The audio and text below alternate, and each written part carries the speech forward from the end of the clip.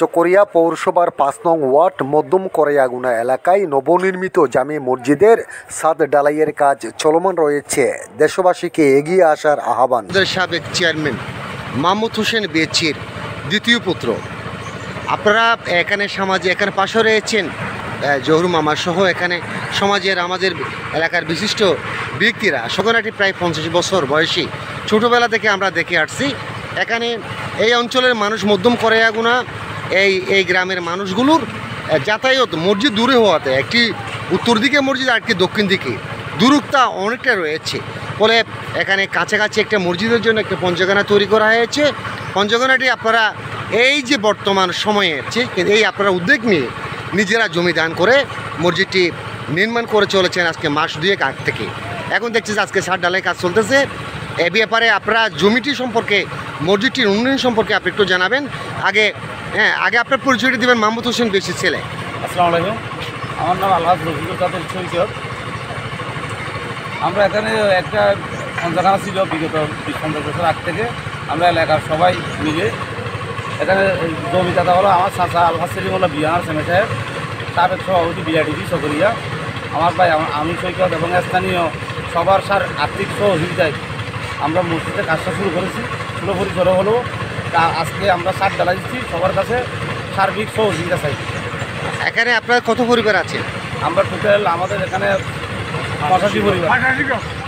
এখানে একটা আপনি এখানে ব্যানারের মধ্যে লেগেছে মধ্যম করাইয়াগুনা জামে মসজিদ, আপনি নতুন করে আরেকটা নাম বলেছেন। নতুন করে সবাই এখানে বসে আমাদের এখানে একজন মৌলানা আছে, মৌলানা মিনহাজ, উনি একটা প্রস্তাব দিয়েছে মধ্যম করাইয়াগুনা নূর মদিনা জামে মসজিদ দেওয়ার জন্য। সবাই আমরা সম্মত হয়েছি। এই জন্য এখন থেকে আমাদের মসজিদের নাম হবে মধ্যম করাইয়াগুনা নূর মদিনা জামে মসজিদ। আচ্ছা, এই মসজিদের জন্য কেউ যদি অনুদান পাঠাতে চায় তাহলে আপনার সাথে সরাসরি যোগাযোগ করতে হবে, আপনার সাথে করলে তো হবে। জি হবে। আপনার মোবাইল নাম্বার বলেন। আমার মোবাইল নাম্বার হলো 01846615419। এটা কি বিকাশ আছে? বিকাশ আছে। আপনার ব্যাঙ্ক অ্যাকাউন্ট আছে? ব্যাঙ্ক অ্যাকাউন্ট আছে, পরে দেওয়া হবে, নাম্বারটাও জানাবেন। ঠিক আছে, আমরা একটু কথা বলবো। এখানকার ওই যে জহুর মামা, প্লিজ, আপনি তো ব্যবসায়ী, আপনি আমার পছন্দের একজন মানুষ। আপনি আমাদের সিটিভি বাংলার আপনি বক্তব্য বটে, প্রতিনিয়ত আমাদের নিউজগুলো দেখেন। এই জন্য আপনাকে আমাদের সিটিভি বাংলার পরিবারের পক্ষ থেকে আপনাকে আমরা স্বাগতম এবং ধন্যবাদ জানাচ্ছি। আপনারা সহ উদ্যোগ নিয়ে এখানে মসজিদটা নির্মাণ করতেছেন। এখানে আপনারা কত পরিবার রয়েছেন, আপনাদের সার্বিক অনুদান সম্পর্কে যদি জানাতেন প্লিজ। আসসালামু আলাইকুম। আমরা এখানে সর্বমোট ৮৫ পরিবার মতো আছি। সবার সম্মতিক্রমে মধ্যম করাইয়াগুনা নূর মদিনা মসজিদটি প্রতিষ্ঠা করার জন্য সবাই চেষ্টা চালিয়ে যাচ্ছে। আজকে ছাদ ঢালাই চলতেছে। সবার সার্বিক সহযোগিতা কামনা করছে। আচ্ছা, দেশে এবং সৌদি আরব, দুবাই, ইসলামিক কান্ট্রি যে সমস্তগুলো আছে, মালয়েশিয়া, বাংলাদেশ, বর্ণাঢ্য ব্যক্তিরা যদি এখানে মসজিদ নির্মাণের জন্য অনুদান পাঠায়, ওই যে পার্শ্ববর্তী আপনার পাশে দাঁড়ানো আছে ওনার বিকাশ নাম্বার পাঠাইল মাহমুদ হোসেন বেশির ছেলে, দ্বিতীয় ছেলে শৌকতের নাম্বারে পাঠালে হবে। ধন্যবাদ। সম্মানিত খতিব সাহেব, আপনার নামটা যদি বলতেন এবং মসজিদ সম্পর্কে যদি জানাতেন। তবে এখানে একটা বিষয় রয়েছে, এখানে একজন এই মুয়াজ্জিন এবং ইমাম, তিনি আসলে এই সমাজের নেতাও বটে, আসলে প্রকৃত মেম্বারও দাঁড়িয়ে যিনি খুব, তিনি তো আমাদের নেতা, ঠিক না? আপনি আমাদের এই সমাজকে নেতৃত্ব দিবেন, মসজিদ সম্পর্কে, উন্নয়ন সম্পর্কে জানাবেন। আলহামদুলিল্লাহ, এই পঞ্চগানা হলো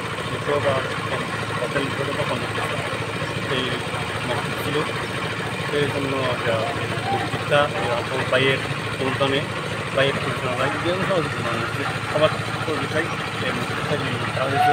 এখন ছাদ ঢালাই হয়েছে, ছাদ ঢালাই সবার সহজ হয়েছে। ছাদ ঢালাই। ধন্যবাদ। আপনাদের সমাজের মুরব্বী আপনারা এই মসজিদ হওয়াতে সবাই খুশি তো? খুশি। আমরা অনেক দিন অবহেলিত ছিল এখানে এই ভাড়া, তা আমাদের এই মসজিদ হওয়ার কারণে আমরা অনেক সবাই আমরা খুশি। সবাই আমরা খুশি, আমরা বেশি কষ্ট পাইছি। উত্তরও মসজিদ হয়েছে, দক্ষিণও মসজিদ, পশ্চিমও মসজিদ, পূর্ব দিকেও মসজিদ, আমাদের এই জায়গা খালি ছিল। এখন আমরা এই মসজিদ পেয়ে আমরা অনেক খুশি হয়েছি। আচ্ছা, যারা উদ্যোক্তা তাদের প্রতি আপনারা কৃতজ্ঞতা প্রকাশ করতেছেন। ঠিক আছে, আপনারা সবাই খুশি তো?